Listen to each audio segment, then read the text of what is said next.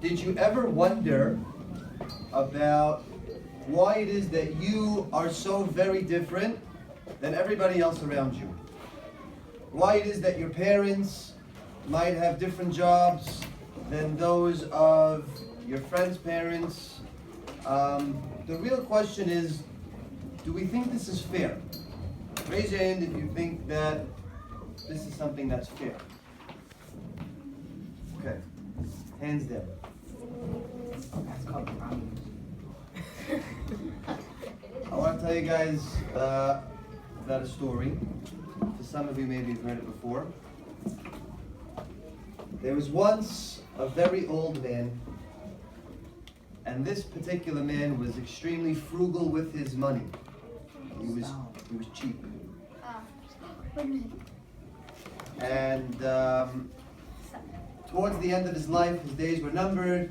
He had one request from his wife, and that was, please make sure that when I go with my money. I work very hard for my dollars that I've earned over my lifetime. Please make sure that by the end of my life, once I go with my money.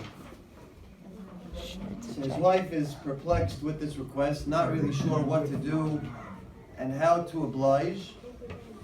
She ultimately says, sure, no problem. So the day comes where her husband passes away. And now she's talking with her friend, and her friend, they're talking about this particular request. And her friend is saying to her, what on earth are you talking about? What are you even considering? How can you entertain such a ridiculous request? It's not possible. The wife says, I made a commitment. I said that I would do this, so I will. And so they get to the funeral. They have the funeral. The husband is buried in the casket. The wife says, hold on. There's something I need to put into the casket before I officially say goodbye to my husband. She puts inside a shoebox. Shoebox inside the casket, and then she walks away. Now this friend that she was talking to before the funeral goes over to her and she says, did you really go through with the request and put all of his money into the casket? She says, I sure did. She goes, I took all of the money that he had in his account and transferred it to my account. I wrote him a check, I put it in the shoebox, and I put it in the casket. When he gets up to wherever he goes, he can cash it at the local bank that he has. We are extremely goal-oriented people. And that's fantastic. And these goals help us become successful. They identify what it is to be successful. Let's start with us in our 8th grade classroom today. We take tests. Can anybody tell me, what is the objective of taking a test? What's the point? Elliot. To see what you learn. To see what you learn. Okay, how can you measure success on a test? What do we use to measure success? Numbers. Score. Michael? Percentage on questions, answers. Percentages, okay. So is it an accurate statement to say that if I get a good percentage on a test, that I've done well and I've succeeded on that particular test? Is that a fair statement? Yeah. Good. Let's talk about when we get a little bit older and we become businessmen and we're in the world where we need to go out there and work instead of just relying on our parents for money. How would we define success in that platform? What would allow me to know that I've been successful in the business world? Chucky. Working hard and making the correct amount of money for how hard you work. Okay, so Chucky's saying some things. He's saying working hard and bringing home whatever money is needed to put food on the table and to make the world go around for your family. Fantastic. Ronald? Meeting your quota and getting customers and money. Meeting your quota and getting money from customers. Okay. So here's my question, boys. What happens when we do not achieve these benchmarks? What does that mean? What does that make us? how does that define who we are? Right? When we take tests and we don't get the certain percentages that we wanted, when we're in the business world and we don't bring home enough money that we needed to meet the quota, as Ronald earlier stated. Jacob. It means that you need to find something else to do. So Jacob would say it means we need to find something else to do. Albert. You need to work harder. We need to work harder. Okay, Michael? If you're, then ask for a raise. Michael would say ask for a raise. Okay. I want to shit Freddie. You need to let yourself be in control of your own life, and you need to let yourself get more money, however you can. Okay. Eli? You have to be the above normal person. And you have to be that one guy that sticks out of all the normal people and say, I can do it. Okay. So Noah, last thought? You need to work your butt off and actually do put money on the table. Okay. So I want to share an idea with you guys. I need all eyes to be on me because this is an important message that I would like for us to internalize.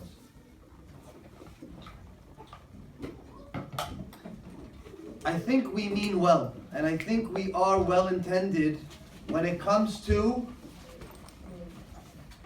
being goal-oriented and trying to become successful day in and day out. But I think our priorities are not in the correct order. And I don't think we fully understand what it is that we're doing and how it is that we are supposed to be doing it. And so I would like to share an idea. Throughout your life, you're going to be tasked to do stuff. In school, you're here to study material, to take tests. In high school, you'll have more studying to do and more tests to do.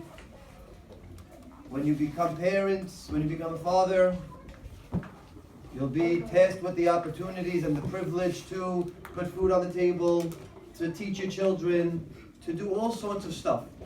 And we're so busy doing stuff, and we really get lost and we don't realize why is it that we're doing this in the first place. And so we need to consider two ideas. Idea number one, we need to redefine the word success.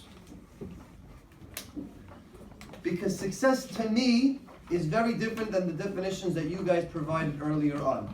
The way that I define success is as follows. Success is when you wake up a little bit better than how you woke up yesterday. That's it. Not that I get a 95 on my Gemara test. Not that I make a certain amount of dollars in the business world. Did you wake up better today than you did yesterday? Did that happen? Good.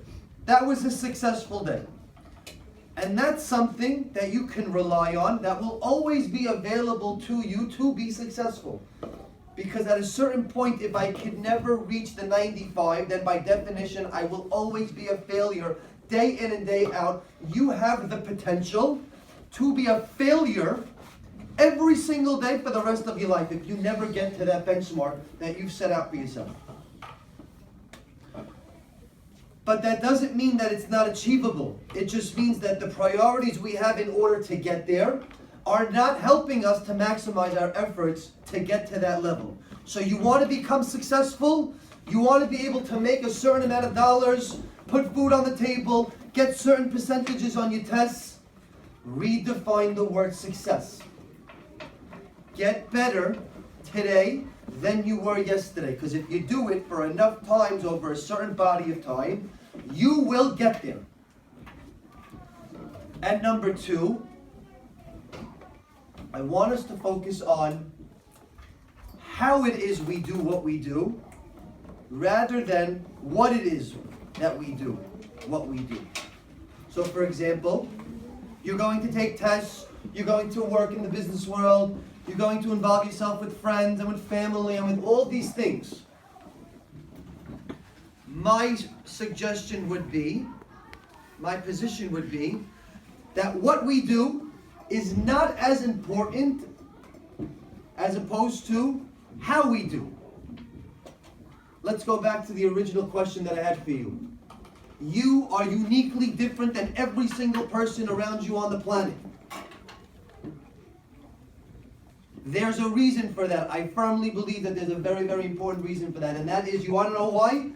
It does not matter what you do. If it did, then we would all be gravitating towards the thing that mattered most.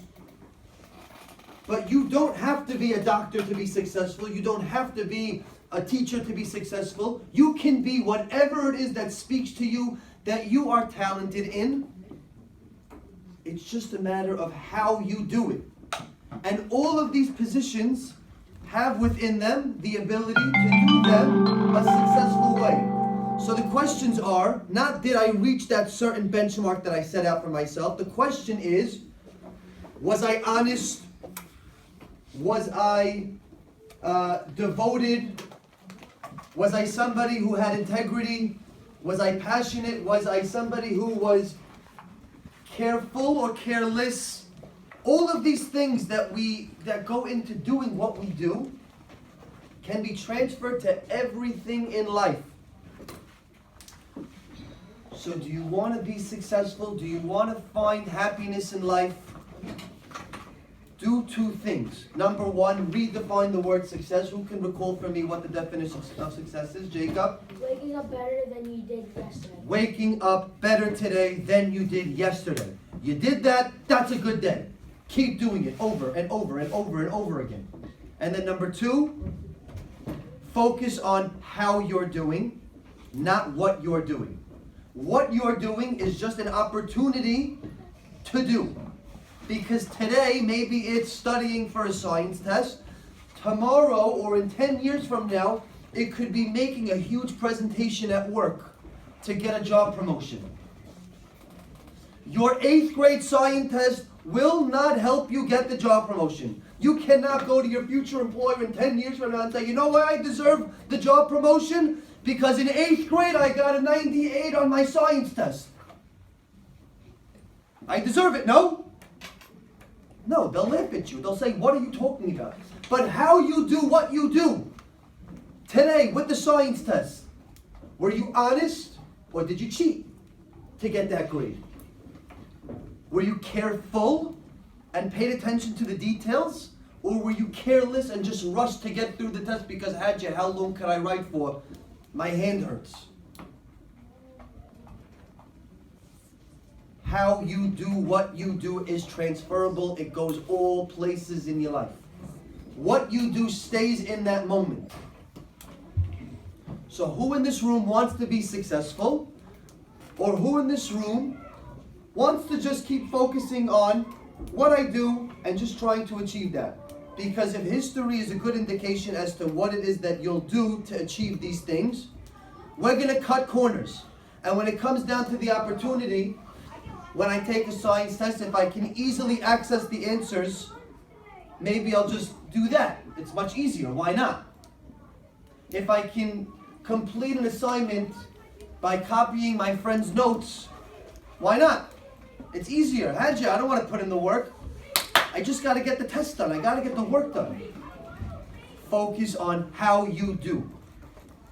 And I promise you, that stuff is transferable. It'll stay with you for the rest of your life. And that's the way we'll be able to find true success and true happiness in years to come. Shabbat Shalom. Shabbat Shalom.